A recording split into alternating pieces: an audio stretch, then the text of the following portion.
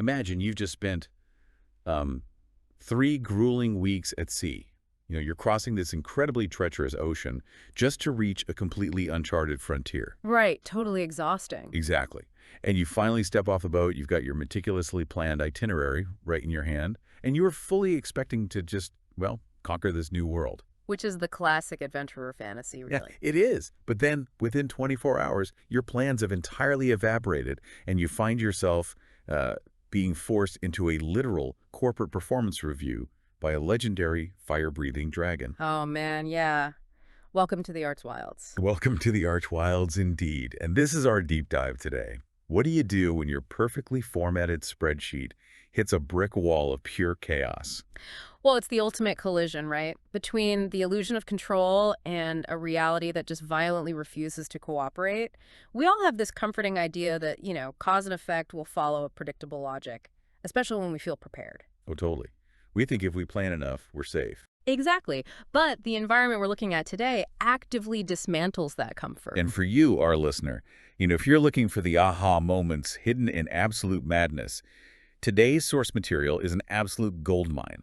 We are looking at a highly detailed set of notes from an April 22nd, 2026 session of a tabletop role-playing game. And what elevates these notes, beyond just a simple plot summary, is the multi-layered perspective we get. Yeah, it's not just one point of view. Right. The source provides this classic epic retelling, but also a brutally snarky critique of the player's tactical blunders, and even a recounting formatted entirely as a limerick. Which is amazing. The limerick genuinely captures the tragedy so beautifully. It really does.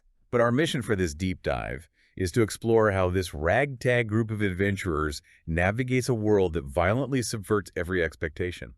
We're tracking that friction between their chaotic choices and the brutal reality of the Arch Wilds.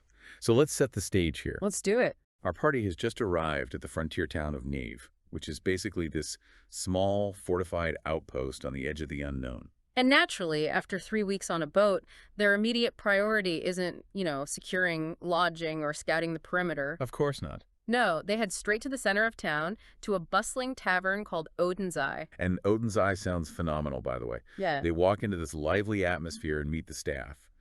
There's Jax, this bartender with dark skin and dreadlocks, and Amruniel, the tavern's owner, who is deeply charismatic and, interestingly, wearing a sharp black suit. Yeah, the suit is a great detail. But almost immediately, the traditional swords and sorcery tropes are completely shattered. Jax points the party to this massive, glowing blue orb right in the middle of the tavern. Okay, let's unpack this. Jax doesn't just show them the orb, he hands them magical broadcasting necklaces. Right, activated by a command word. Exactly. And once activated, everything our party does will be transmitted live back to that orb. The orb is projecting live, high-definition visions of other adventurers out in the field. Like, the text describes them watching a green dragon on a tower, and then the feed cuts to adventurers cowering from a floating, tentacled horror underground. It's intense. It is. It's quite literally modern-day Twitch streaming or reality television, but forcefully injected into a survival scenario. And the wild part, if you get low ratings or fail to entertain the tavern patrons, the penalty isn't just a drop in viewership, it's actual, literal death. What's fascinating here is how this single mechanic completely rewires their psychology. It instantly gamifies their survival. Oh, 100%. The text specifically notes that the moment the party puts these necklaces on, their conversation shifts. They aren't talking about shield formations or, escape routes. No, they eagerly start discussing staged drama. Yes. They're plotting how to put on entertaining performances to earn tips in gold from the patrons watching back home. I mean, they haven't even stepped foot outside the safety of the bar, and they are already willfully compromising their physical safety for the attention economy. It's wild. It's the Hawthorne effect in action, the way human behavior alters when we know we're being observed. But weaponized, because whether you're a seasoned warrior or an arcane spellcaster, the moment an audience is introduced, your internal risk assessment is hijacked. Right, the goal downgrades from what is the most logical way to stay alive to what narrative will get the most engagement. Exactly, which seamlessly explains the absolute illusion of preparation they engage in the following morning. Oh, the breakfast scene. It's so good. Right. It's breakfast time, they need to plan their first major expedition, and the whole process instantly devolves into absurdity. Instead of mapping topography, they are locked in a passionate, heated argument over the tavern's continental breakfast spread. Specifically, a fierce debate about feta cheese versus raw bacon. Which honestly serves as a brilliant introduction to the party dynamics. We have Thunda, who is this stormy human sorcerer whose magic is as volatile as her mood. Then there's Barnabas, a towering Goliath fighter in heavy chainmail. Tibble, a sharply dressed forest gnome covered in swirling tattoos. Izzy, a tiny goblin druid wearing a trench coat. And finally, Cornelius. Ah, Cornelius. He is easily the standout for me. He's a magical talking cat familiar who wears a droopy brown robe, and he holds very, very strong opinions about the unacceptability of raw bacon. As any self-respecting cat would. So, this disjointed, heavily distracted group finally consults a crude map carved into one of the tavern tables. Right, and they make their first critical geographic decision. They look at locations with incredibly ominous names like Bonespeaker Jungle and Pirate Cove, and they consciously bypass them for a location simply called Kobold Cave by the Sea. It sounds like a beginner's slope, like a tutorial level. Totally. So, needing supplies, they head to the local general store, which is run by a drow businesswoman. And for those unfamiliar, a drow is a dark elf from a subterranean society that is notoriously cutthroat and cunning. Right, so any transaction with a drow carries a heavy subtext of, watch your wallet. Exactly. And she sees this party coming from a mile away. When they balk at the price of standard healing potions, which are 50 gold pieces each, she pivots. She offers them a 10 gold discount per potion, but, and there's always a but, they have to take her niece, Lestra, with them as a hireling. Which is such a massive red flag. Lestra is about 50 years old, which in drow years makes her practically a teenager. Right, she's bubbling with untested enthusiasm. And the first thing she does is pick up Cornelius, the magical cat, declares him beautiful, and instantly renames him Mr. Buttons. Which Cornelius absolutely hates. Oh, he despises it. Then, to test her combat readiness, the party hands her a 60-pound great axe. She swings it wildly and immediately smashes up the store's inventory. Okay, I really need to challenge the logic of what happens next, because they still take the deal. Is saving 10 gold pieces on a potion really worth dragging a chaotic teenager with a giant axe into a subterranean death trap? On paper, it is objectively terrible math.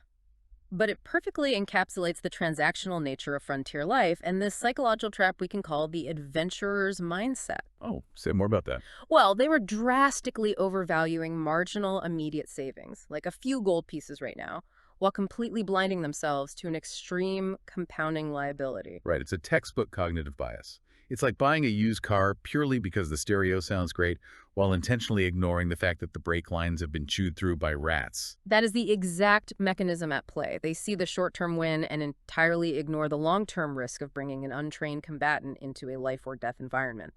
They just believe they can manage the chaos.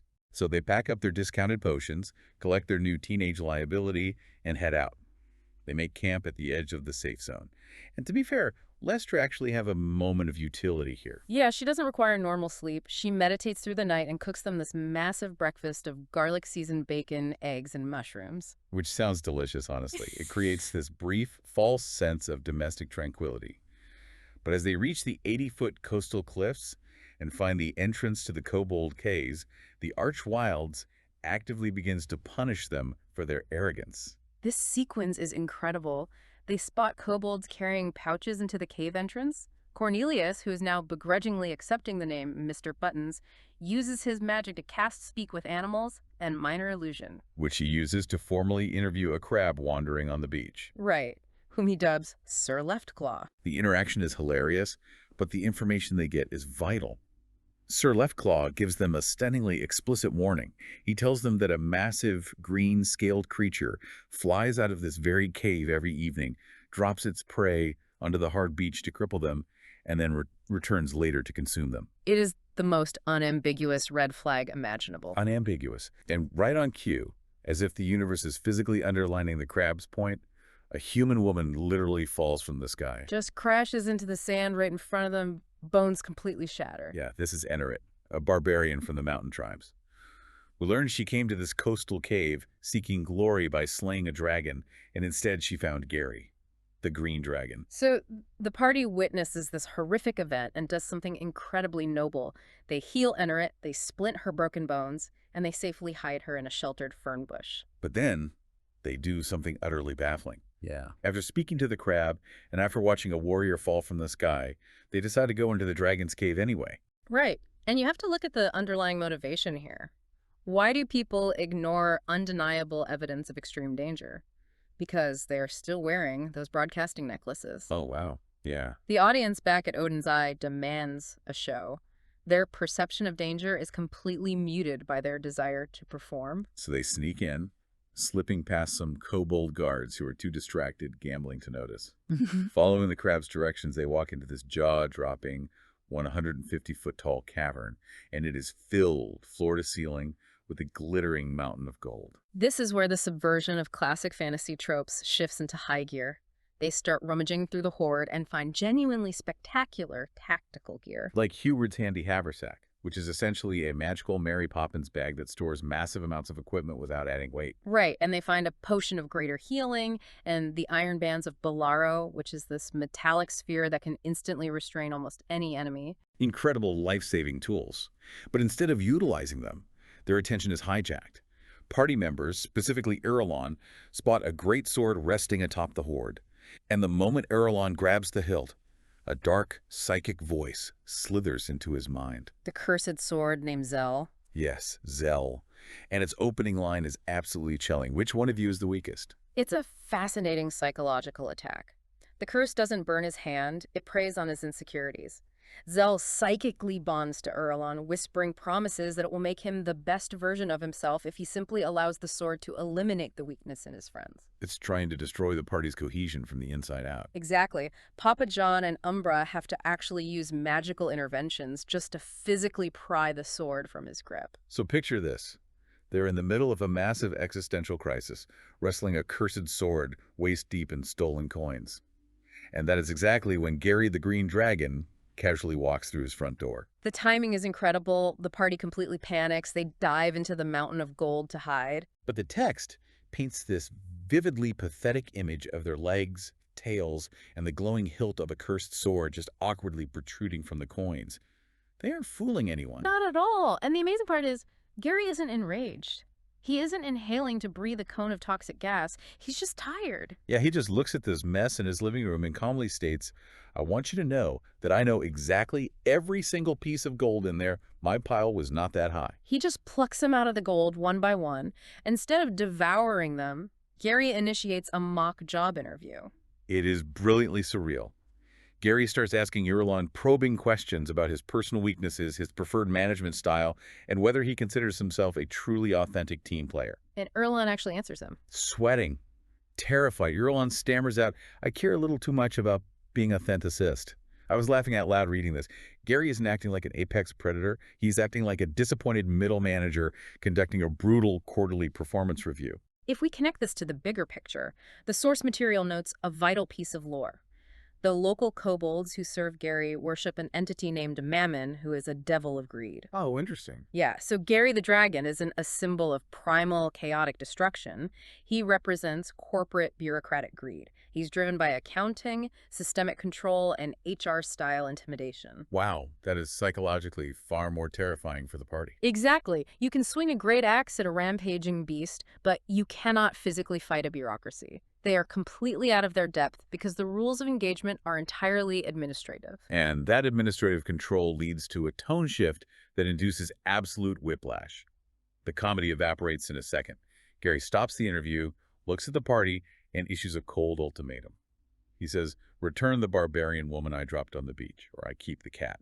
The staged drama of the necklaces is suddenly pierced by a very real, very unscripted threat. Right. Cornelius, or Mr. Buttons, tries to play it cool. He attempts a casual exit by claiming he urgently needs to find a litter box and starts sauntering away. But a bureaucratic system doesn't care about your clever excuses. No, it really doesn't. Gary sees right through the stalling tactic and snatches the cat up by the scruff of the neck. Now, as an audience, we have been culturally conditioned by thousands of stories to expect a David versus Goliath moment right here, you know? The plucky little underdog does a backflip, outsmarts the giant, and escapes. But the Archwilds doesn't care about our cultural conditioning. In this world, Goliath simply eats David and goes back to balancing his spreadsheets. It's brutal. In a final, desperate act of utter defiance, Cornelius twists around and rakes his claws violently across the dragon's eye.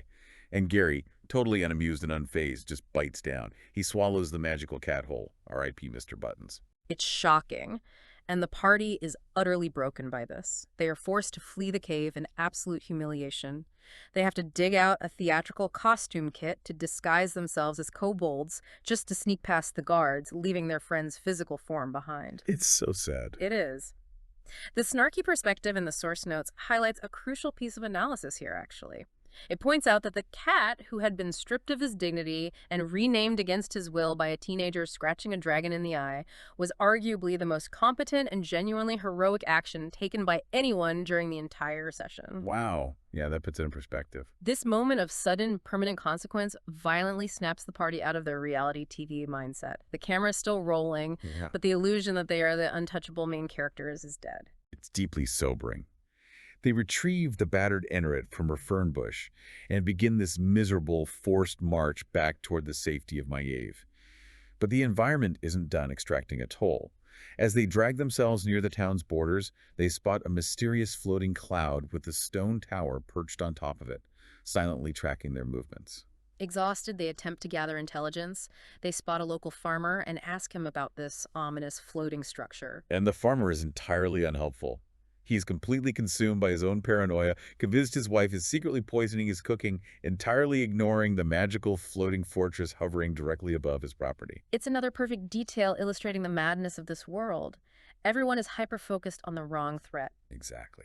Frustrated, Umbra steps forward onto a magical sigil etched into the dirt beneath the cloud. Instantly, boom, she is teleported straight inside the tower. The rest of the battered party looks at each other, sighs, and steps on the sigil to follow her.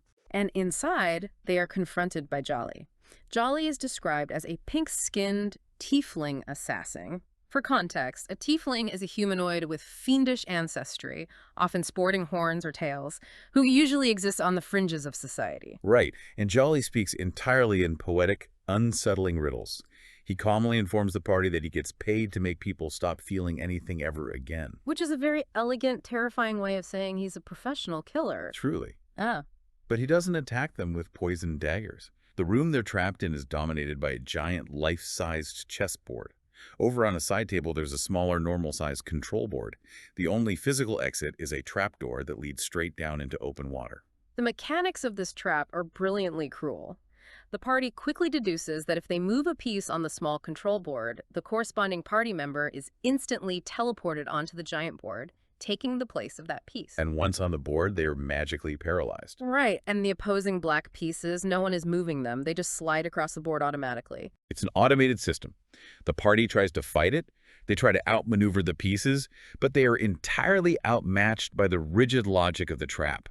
They lose the chess game. Completely dismantled. Yeah, several party members are knocked completely unconscious on the giant board. The magic finally releases its grip, and as they're lying there, bruised and paralyzed, Cornelius' soul begins the magical process of summoning a new familiar body to replace his digested cat form.